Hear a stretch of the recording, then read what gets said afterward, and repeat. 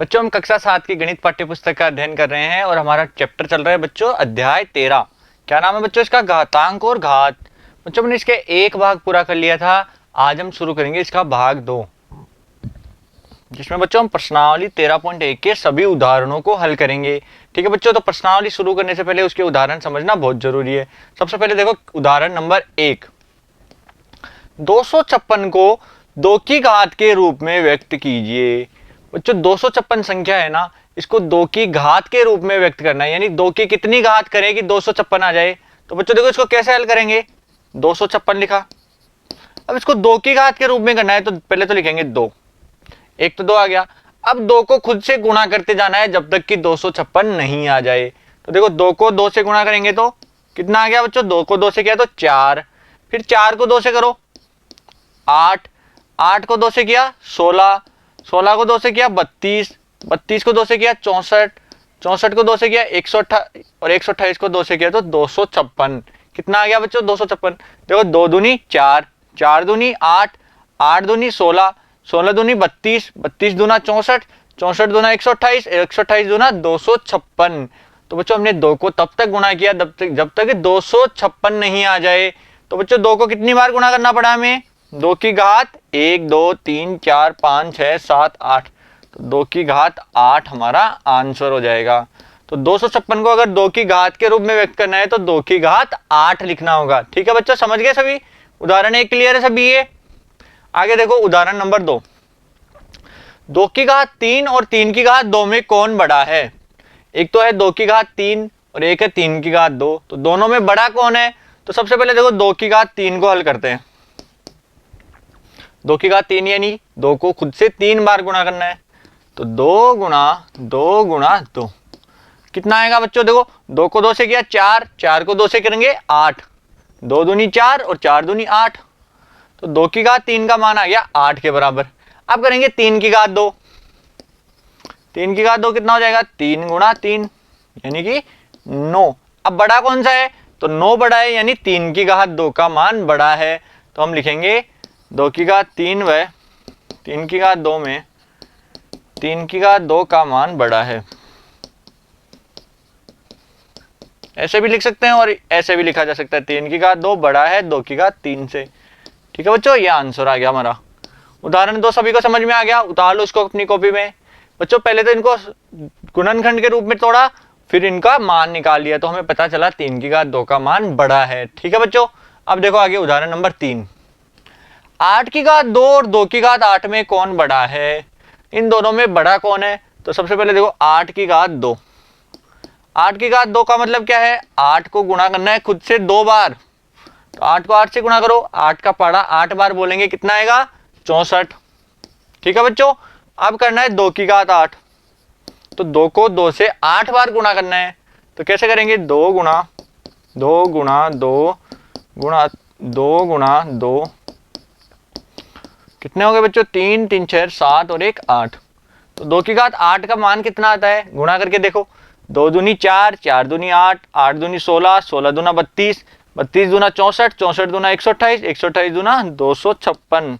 तो बच्चों एक संख्या है 64, एक संख्या है 256, तो बड़ी कौन सी है, 256 बड़ी है। तो हम कहेंगे 2 की घात 8 बड़ा है 8 की घात 2 से, ये हमारा आंसर हो जाएगा। ठीक है बच्चों, 2 की घात 8 बड़ा है 8 की घात 2 से। समझ में आ गया सभी को? उदाहरण नंबर 3। ठीक है बच्चों, दोनों का मान निकालना है, फिर हमें मान से पता चल जाएगा कि कौन सी संख्या बड़ी है कौन सी छोटी है। आगे देखो उदाहरण नंबर 4, 1 की घात 3 b की घात 2, a square b cube b square a cube और b क्यूब a स्क्वायर को प्रसारित रूप में लिखिए। क्या ये सभी बराबर हैं और बताना है कि क्या ये भी संख्याएं सभी बराबर है या नहीं है। तो बच्चों देखो 1 की घात 3 और b की घात 2, तो प्रसारित रूप में यानी 1 की घात 3 है तो a कितनी बार गुणा हो रहा है खुद से, 3 बार, a गुणा a और b 2 बार है तो b गुणा b। तो ये हो गया 1 की घात 3 और b की घात 2 का प्रसारित रूप।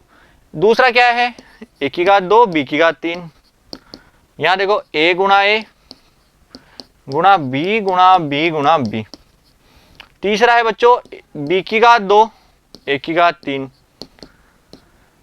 b गुणा a गुणा a गुणा a और लास्ट क्या है बच्चों, b की घात 3 a की घात 2, b गुणा b गुणा a गुणा a। तो इनको प्रसारित रूप में लिखना है, तो हमने सभी को प्रसारित रूप में लिख दिया। अब बताना है क्या ये सभी बराबर है। तो बच्चों यहाँ देखो, यहाँ कितने a 3 बार है और b 2 बार है, a संख्या 3 बार है और b 2 बार है। तो ऐसा और कहाँ पे है, देखो इसमें देखो a 3 बार है और b 2 बार है, तो मतलब ये दोनों संख्याएं बराबर हैं। कौन सी बच्चों, सभी बराबर नहीं है, ये दो बराबर है तथा ये दो संख्याएं भी बराबर है, क्योंकि इसमें देखो a 2 बार है b 3 बार है, तो यहाँ भी a 2 बार और b 3 बार है। तो हम लिखेंगे a क्यूब b स्क्वायर बराबर है b स्क्वायर a क्यूब के, ये हमारा एक युग्म आ गया, और दूसरा आ जाएगा बच्चों a स्क्वायर b क्यूब बराबर है b क्यूब a स्क्वायर के, ये हमारा दूसरा आंसर आ गया। ये दोनों क्या है बच्चों, हमारे आंसर। पहले तो प्रसारित रूप में लिखना है, फिर ये बताना है कि कौन से युग्म बराबर है या नहीं है। तो हमने बराबर युग्मों को अलग कर दिया। ठीक है बच्चों, उदाहरण 4 उतार लो अपनी कॉपी में। समझ गए सभी बच्चों? देखो हमें केवल प्रसार करना है और उनका मान देखना है, a कितनी बार है और b कितनी बार है। यहाँ a 3 बार और b 2 बार है, यहाँ भी a 3 बार b 2 बार है, तो ये दोनों मान बराबर हो जाएंगे और यही हमारे युग्म बन जाएंगे। ठीक है बच्चों, समझ गए? अब देखो आगे उदाहरण नंबर 5। निम्नलिखित संख्याओं को अभाज्य गुणनखंड की घातों के गुणनफल के रूप में व्यक्त कीजिए। इनका पहले अभाज्य गुणनखंड निकालना है, फिर उनको घातों के रूप में भी व्यक्त करना है। तो सबसे पहले देखो 72, पहला क्या है बच्चों 72, तो इसके अभाज्य गुणनखंड करना आना चाहिए सभी को। किसका भाग जाएगा, पहले देखो 72 सम संख्या है तो 2 का भाग जाएगा। सबसे पहले 2 का भाग 2, 2 3 6, 2 6 12, 2 का भाग 72 में देंगे तो 36 बार। अब 36 में 2 का भाग 2, 18 बार, फिर 18 में 2 का भाग 9 बार, 9 में 2 का नहीं जाता बच्चों, 3 का भाग जाएगा। 9 में 3 का भाग देंगे 3 बार, फिर 3 का भाग देंगे 1 बार। जब लास्ट में 1 आ जाए तब रुक जाना है। ठीक है बच्चों, तो पहले का क्या आ गया 2 2 2 3 3। अब इसको अभाज्य गुणनखंड के रूप में लिखेंगे, यानी कि 2 गुणा 2 गुणा 2। देखो बच्चों 2 कितनी बार है 3 बार, तो 2 गुणा 2 गुणा 2, फिर 3 गुणा 3। ठीक है, ये लिख दिया। अब 2 कितनी बार है 3 बार, तो इसको लिख देंगे 2 की घात 3 गुणा 3 कितनी बार है 2 बार, तो 3 की घात 2। यही हमारा आंसर आ जाएगा। तो 72 को अभाज्य गुणनखंड की घातों के रूप में लिखना हो तो 2 की घात 3 गुणा 3 की घात 2 आंसर आएगा। ठीक है बच्चों, समझ गए? अब तो सभी दूसरा करके बताओ। देखो दूसरा है 432, तो सबसे पहले इसके क्या करेंगे अभाज्य गुणनखंड। सम संख्या है, पहले 2 का भाग देंगे, 2 का भाग 4 में 2 बार 216 बार, फिर 2 का भाग देंगे 108 बार, फिर 2 का भाग देंगे 54 बार, फिर 2 का भाग देंगे 27 बार, फिर 3 का भाग देंगे बच्चों। अब 27 में 2 का भाग नहीं जाएगा, 3 का जाएगा 9 बार, फिर 3 का भाग देंगे 3 बार और 3 का भाग देंगे 1 बार। तो बच्चों ये अभाज्य गुणनखंड हो गए, इनको गुणन रूप में लिख देंगे। तो क्या आएगा बच्चों 2 गुणा 2 गुणा 2 गुणा 2 गुणा 3 गुणा 3 गुणा 3। ठीक है बच्चों, तो 2 कितनी बार गुणा हो रहा है 2 हो रहा है 4 बार, तो इसको लिख देंगे 2 की घात 4 और 3 की घात 3। तो ये हमारा आंसर हो जाएगा। ठीक है बच्चों, आंसर क्या आ जाएगा 2 की घात 4 गुणा 3 की घात 3। उतार लो इनको, पहले और दूसरे दोनों को अपनी कॉपी में उतार लो। ठीक है बच्चों, समझ में आ गए सभी के? केवल इनके अभाज्य गुणनखंड करने हैं, फिर गुणन रूप में लिखकर घात लगानी है। ठीक है बच्चों, अब आगे देखो इसका तीसरा क्या दिया है 1000 और 16000, चौथा है 16000। तो सबसे पहले 3 नंबर देखो 1000, सबसे पहले किसका भाग जाएगा बच्चों 1000, यानी सम संख्या है तो 2 का भाग जाएगा। तो 2 का भाग देंगे कितनी बार 2 पंजे 10 500, फिर 2 का भाग देंगे 2 दूनी 4 2 पंजे 10, फिर 2 का भाग देंगे 200 125 बार। अब 125 में 2 का नहीं जाएगा क्योंकि ये विषम संख्या आ गई। अब जाएगा 5 का भाग, 5 का भाग 25 बार, फिर 5 का भाग 5 बार, फिर 5 का भाग 1 बार। अब इसके गुणनखंड कर दे। ठीक है बच्चों, तो गुणा में क्या क्या लिखना होगा, जो इधर संख्या आती है ना उनको। तो 2 गुणा 2 गुणा 2 गुणा 5 गुणा 5 गुणा 5। बच्चों 2 कितनी बार है 3 बार, तो 2 की घात 3 और 5 की घात भी 3, 5 भी 3 बार है 2 भी 3 बार है, तो ये हमारा आंसर हो जाएगा। तो 1000 को घातों के रूप में लिखना हो तो 2 की घात 3 और 5 की घात 3। ठीक है बच्चों, समझ गए? अब देखो आगे चौथा क्या है बच्चों 16000। 16,000 का देखो सबसे पहले किसका भाग जाएगा, 2 का, 2 का भाग दिया 8,000, फिर 2 का भाग देंगे 4,000, फिर 2 का भाग दिया बच्चों 2,000, फिर 2 का भाग देंगे 1,000, फिर 2 का भाग दिया बच्चों 500, फिर 2 का भाग देंगे 250, फिर 2 का भाग देंगे 250 में तो 125 बार। अब 125 में भाग जाएगा 5 का, 5 का भाग कितनी बार, 25 बार। अब बच्चों इसके आगे देखो यहाँ 25 आ गया ना, 25 के आगे फिर 5 का देंगे 5 बार, फिर 5 का देंगे 1 बार। तो गुणनखंड क्या आ गया बच्चों, देखो यहाँ से 2 कितनी बार है, 1 2 3 4 5 6 7 बार। तो 2 गुणा 2 गुणा 2 गुणा 2 गुणा 2 गुणा 2 गुणा 2, ये 7 बार तो 2 लिख दिया। 5 कितनी बार है, 3 बार, फिर गुणा 5 गुणा 5 गुणा 5।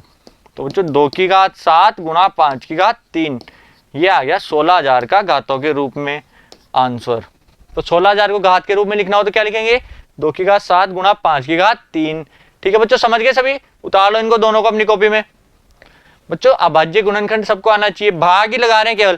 जैसे 16,000 में 2 का भाग देंगे 8,000, फिर 8,000 में 2 का भाग दिया 4,000, 4,000 में 2 का भाग दिया 2,000, 2,000 में 2 का भाग दिया 1,000। इस प्रकार भाग देके हमें अभाज्य गुणनखंड करने हैं, फिर उनको गुणा रूप में लिखकर घात लगानी है। ठीक है बच्चों, समझ गए। अब देखो आगे क्वेश्चन नंबर 6, निम्नलिखित के मान ज्ञात कीजिए। निम्नलिखित संख्याओं के क्या करने हैं बच्चों, मान ज्ञात करने हैं। सबसे पहले क्या है, 1 की घात 5। तो बच्चों देखो सबसे पहले हम लिखेंगे 1 की घात 5। 1 की घात 5 का मतलब क्या है, 1 को 5 बार गुणा करना है, 3 4 5। तो बच्चों 1 को 5 बार गुणा करेंगे कितने आएंगे, 1 को 1 से किया 1, फिर 1 से किया 1 1 1, तो आंसर कितना आ गया, 1 ही आंसर आ जाएगा। तो बच्चों पहले का आंसर क्या आ जाएगा, 1। दूसरा देखो बच्चों -1 की घात 3। तो बच्चों -1 की घात कितनी है, 3, यानी कि -1 खुद से 3 बार गुणा हो रहा है। -1 गुणा -1 गुणा -1। बच्चों 1 को 1 से गुणा किया 1 बार, देखो पहले इन दोनों को गुणा करते हैं। 1 को 1 से किया 1 बार, और माइनस को माइनस से किया तो प्लस का 1। अब प्लस के 1 को -1 से गुणा करो, तो 1 को 1 से किया 1 बार, प्लस को माइनस से किया -1। तो बच्चों -1 की घात 3 का मान कितना आ जाएगा, -1 के बराबर। ध्यान रखना -1 की घात 3 कितना होता है, -1। और बच्चों तीसरा देखो -1 की घात 4, यानी -1 गुणा -1 गुणा -1 गुणा -1। ठीक है बच्चों, तो -1 को गुणा करो देखो एक दूसरे से, 1 को 1 से किया 1 प्लस का 1 आएगा, गुणा -1 गुणा -1। पहले बच्चों इन दोनों को सोल्व किया तो प्लस का 1 आ गया। अब प्लस के 1 को -1 से गुणा करना है। 1 को 1 से किया 1 माइनस का, क्योंकि प्लस माइनस माइनस होता है। देखो बच्चों 1 को 1 से किया 1 आ गया, प्लस को माइनस से किया माइनस का 1। अब -1 को -1 से करेंगे तो पहले 1 को 1 से किया 1 और माइनस माइनस प्लस का 1। तो बच्चों -1 की घात 4 कितना आ गया, प्लस का 1। तो बच्चों इससे एक निष्कर्ष निकालना है हमें कि -1 के अगर विषम घात हो, तो बच्चों देखो एक चीज ध्यान रखनी है और इसको नोट डाउन करके याद भी रखना है कि -1 की विषम घातों का मान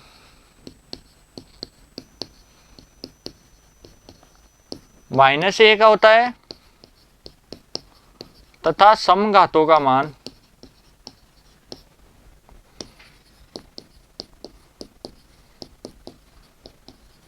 +1 होता है।